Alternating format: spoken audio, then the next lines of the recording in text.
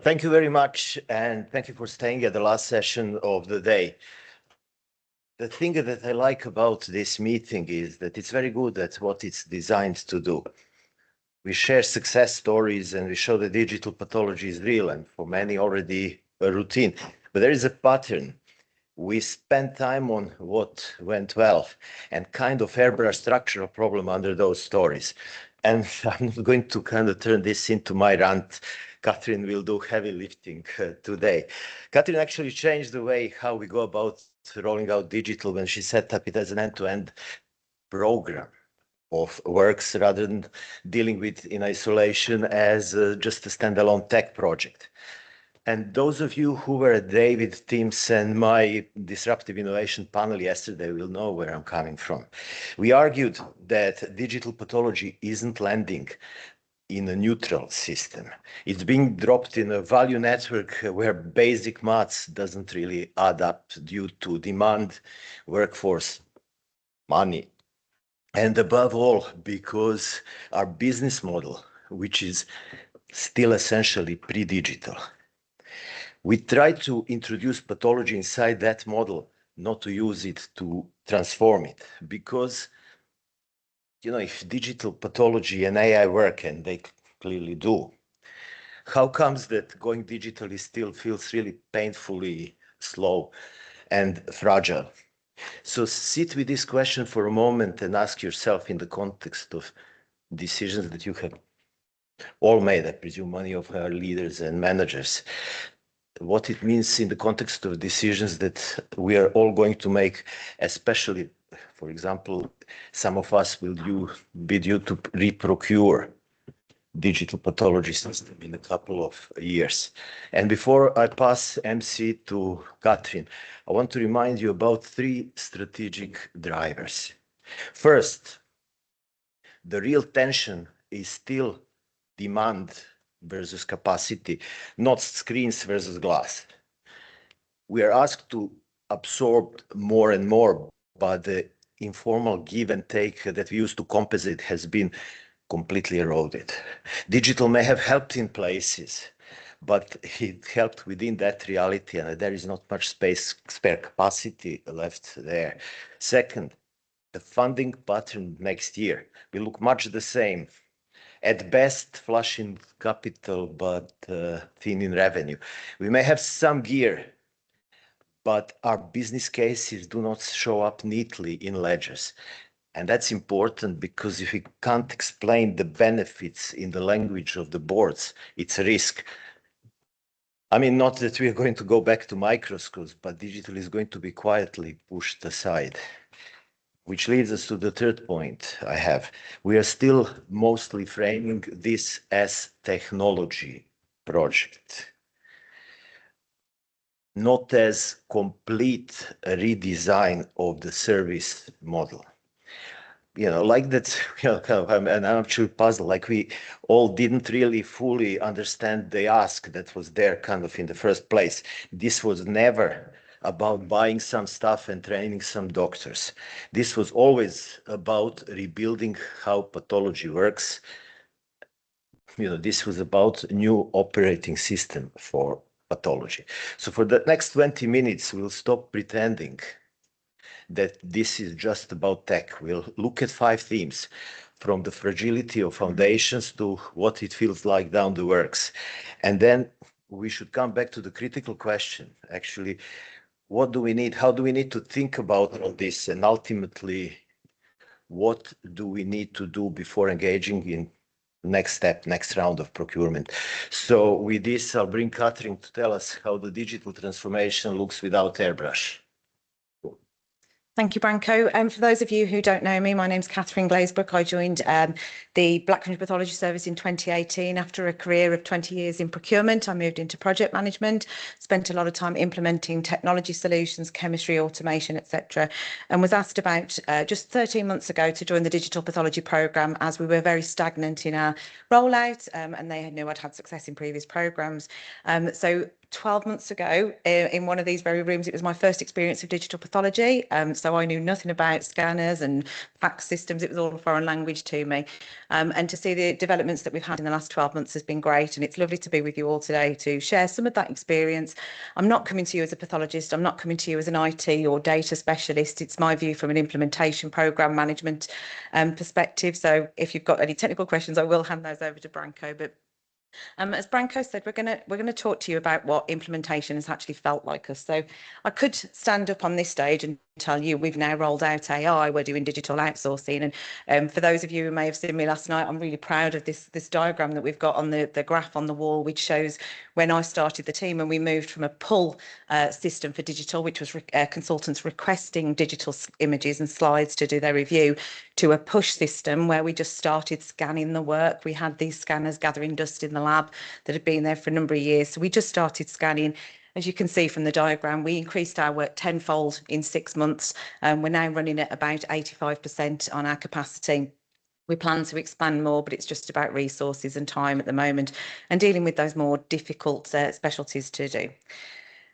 We've got a more productive consultant team. We've got people working flexibly and having a better work life. And these are the messages that I share every month with our board and with our strategic board. But today I want to just talk about some of the challenges that we've had that I'm sure many of you have experienced, and perhaps what we might be able to do to try and look at things a little bit differently in the future. So Branko mentioned the fragile foundations and put a lovely glossy image of how a sort of digital pathology solution looks. But actually underneath that is a very complex web of different interconnected systems that we're all dealing with. Many are historical. My experience from joining histopathology is that actually it's a lot of bolt-on systems that sort of meet with each other at the moment as it stands. Working in chemistry where automation is much higher, it tends to be a single solution. So you tend to find that there's these LIMS and EPR and your PACS and your AI, and another solution comes in and you find a way to connect it. And one of my favourite things to say to our IT team is just because you can doesn't mean you should. Just because you can connect that system doesn't mean we should do it. But we end up with this very complex web, and we all know what it's like. An update in one system comes and it breaks the connection in another, and you end up with a system falling apart. And we've all been there. Vantage has gone down and we can't do anything, or your LIMS has gone down. And from an implementation perspective, this makes program management really difficult for people like me, because we have so many dependencies, some of which we know, some of which we don't know until we start rolling these systems out. And it can make it really hard to actually start planning an implementation, and your timelines start to extend. And when you're working at a small scale, so when we were scanning 500 slides in a month, that's fine, because when you have complexities with slides or you have a missing placeholder, you can go in and you can manage that case, you can sort it. But when you reach 100,000 cases a year and you're scanning 85% of it, that fragility can't be covered anymore by fixing something on your lunch break. There's a systemic risk with the system. Our rapid escalation only exposed that because we were actually using the system properly. We didn't know. We'd been working with it for 12 months, and they soon became a major operational headache, and IT and quality risks all came along. The fragility of the system creates so many different obstacles that we have, that we've actually created a culture that accepts that these systems are going to turn off. And it was quite interesting on the previous speaker where she said about 62% of them commented on how the IT systems aren't reliable, or they have issues with the quality, etc. with that. And a colleague said to me a few days ago when he came back from his lunch break, he said, "Oh, I've been out for 30 minutes, is anything else broken?" And it becomes a joke that we're actually accepting it. So even when the technology is working, the infrastructure that's supporting it doesn't necessarily work together. So what we need to do is, instead of focusing on our digital maps and our digital infrastructure, we need to map out the reality. How does it interact with our wider system outside of pathology? Many of us are linked in with trust EPRs, etc. And what's happening on those programs that's going to influence ours? We need to also invest in our resilience. As Branko mentioned, a lot of the time it is framed as a technology project, but we don't necessarily invest in the staff that we need to support it, be that in the lab or in the IT teams. And also from a governance perspective, we don't have the resources to necessarily make sure we have those protections in place.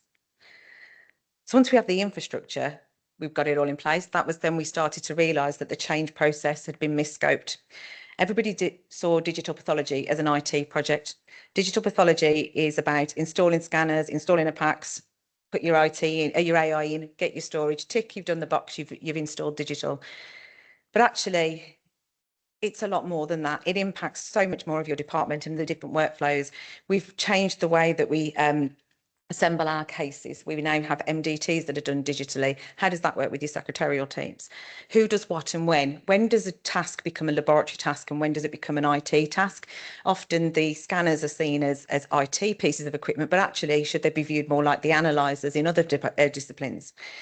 When we don't have workflow design, we've ended up with dual workflows. So we have partial adoption from consultants, and that can be quite confusing. And when these systems do fall apart, we often get an attitude of, well, digital doesn't work properly. And we've had people almost rebel sometimes against it because they don't have the trust in the system.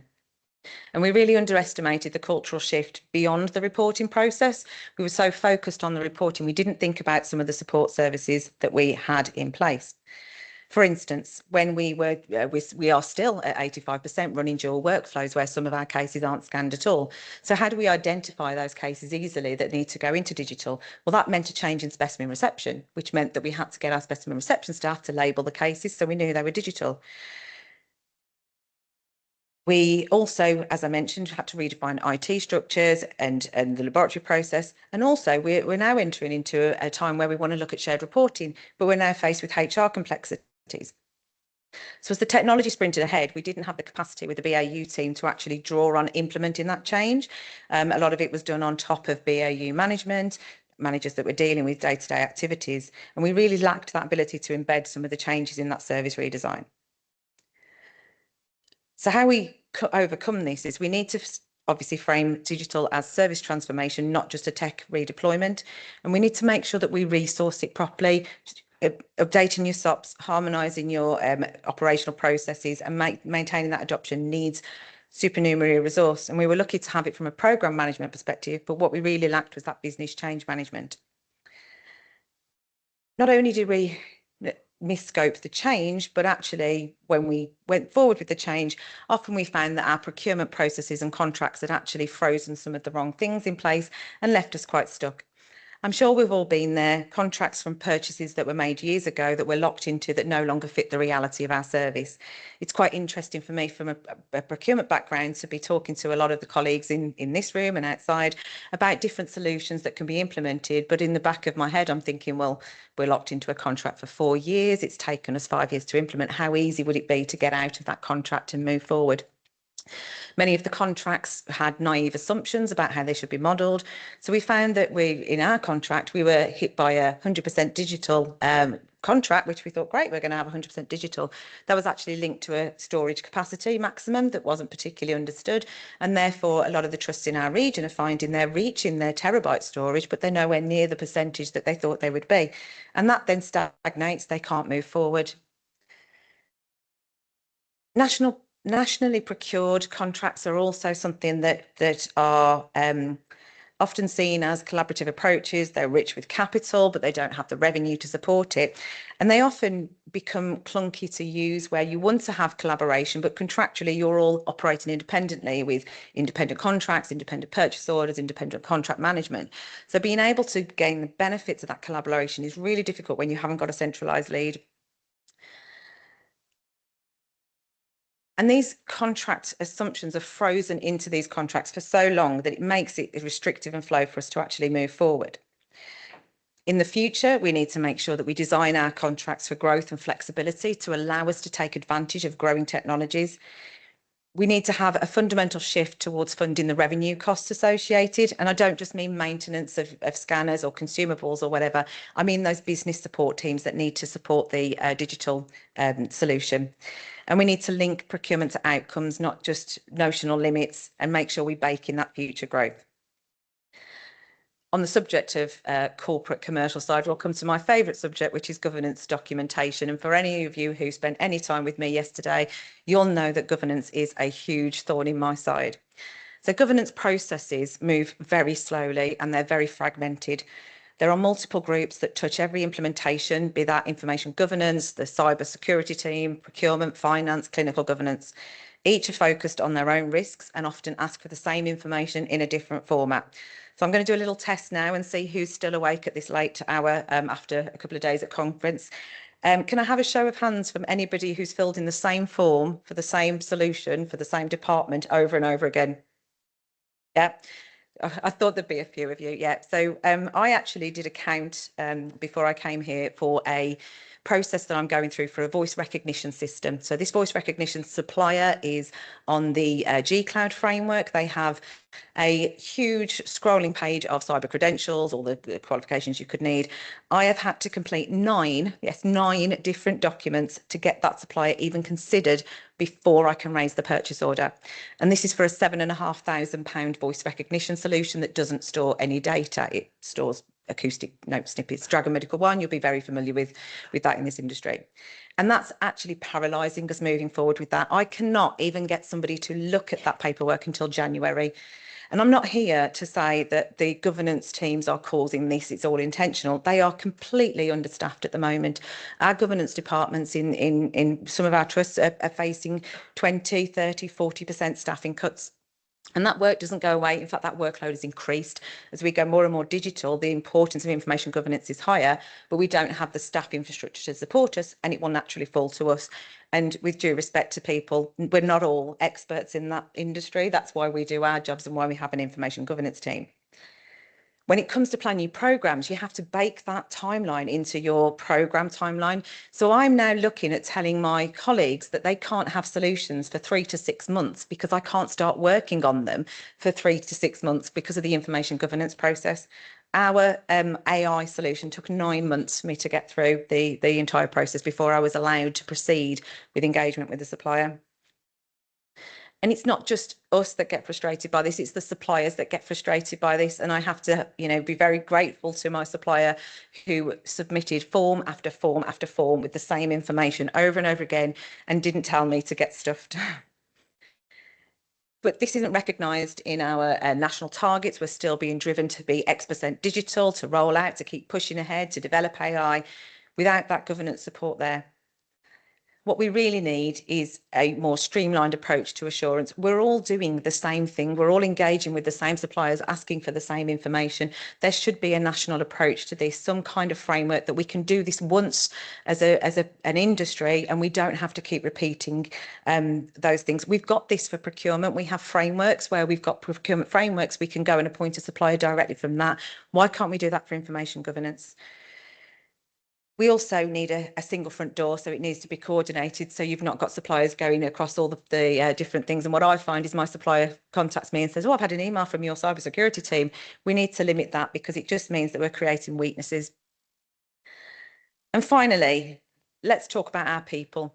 So obviously we've said digital pathology is service transformation. It is not just about scanners and AI and quality control tools, but it's about our people. It's our consultants, our BMS's staff, ICT teams and operational managers that have to live with the solutions that we deal with.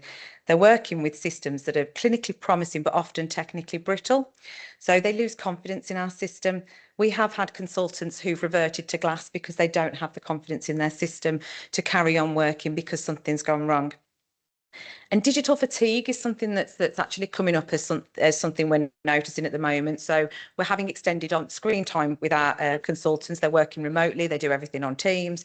And it's this always on approach that's sort of affecting how they're experiencing digital. We're getting new questions about ergonomics, about how we can make sure we've got an inclusive workstation and inclusive process. And often it can clash with the needs of those individuals, and it creates a difficulty because we have to ensure we've got the right workstation setups at home and in our work environment. And then there's the option to do regional digital reporting, but that then opens up further discussions around how we compensate each other fairly, how we have those contractual relationships for that gig economy that we've got growing in pathology. How do we pay other people employed by other trusts to work for us? And one of the things that I'm always very conscious of as a program manager is change management. I've written multiple assignments for my MBA about how we do change management, and we all focus on models like Cotter and the roller coasters of change, etc. And we focus on how we maintain the enthusiasm of those people that don't want to do digital and how we get them across. But what I find that we forget is how we maintain the interest of the people who do want to do digital. So I had a consultant workforce who I came in November last year and said, "Don't worry, it'll take me 3 months to give you IBEX with our AI." And I only launched it last week. And so what we've got is consultants who are impatient for that change, who want that change, who want to adopt it, but they're seeing our failings to deliver it, and they're not perhaps understanding the whole picture, because why would they understand the governance process? And they get bored, they get impatient, they think it's never going to happen. And we then stand at risk of losing those valuable resources that we've taken so long to cultivate, because they'll move on to somewhere else that does have that solution. So what we really need to think is about how our current model of digital and AI can genuinely help our people, keep them interested, keep them motivated, and ensure that they're doing sustainable work, and we're monitoring the human impact of that. So I'm not going to stand here and say that this is the solution, that all of these problems I've listed you're all going to experience. This is a reflection of some of the problems that we've had. We've been very successful, and we sometimes forget that in our department. You know, to have achieved 85% from 5% last year to 85% digital is absolutely fantastic, and we should recognise that. But it hasn't been easy. I've got multiple grey hairs that I can own to digital pathology. We just need to maybe think differently about how we do it, and make sure we consider our people and our service and how we take it forward. I'll pass over back to Branko. Thank you, Katherine. Just kind of close it kind of like with very simple kind of statement here. I mean, with Country Pathology Service, we are one of two thriving networks in the country, and kind of like we been showered with kind of like opportunities, and in a way with capital to do certain things, and we have enough confidence to admit all these problems. And from my perspective, we are kind of like running around in circles kind of too much. If this conversation that we're having now happened in 2022, we'll be all laughing. But bear in mind, many of people who are recognized here will have to go in the next round of procurement of digital within a couple of years. How are we going to justify this in the new environment? That's a kind of something that we really, really need to think through and get our act together. I think time has come to stop talking about glossy things, to start focusing on those things that Katherine, as a kind of like seasoned project and program manager, kind of brought to our attention, because I think it will be very, very difficult if we don't do so. Please kind of thank you very much, and please kind of contact us if you want to discuss with Black Country Pathology team more about that. And thank you very much for staying with us until the end of this session.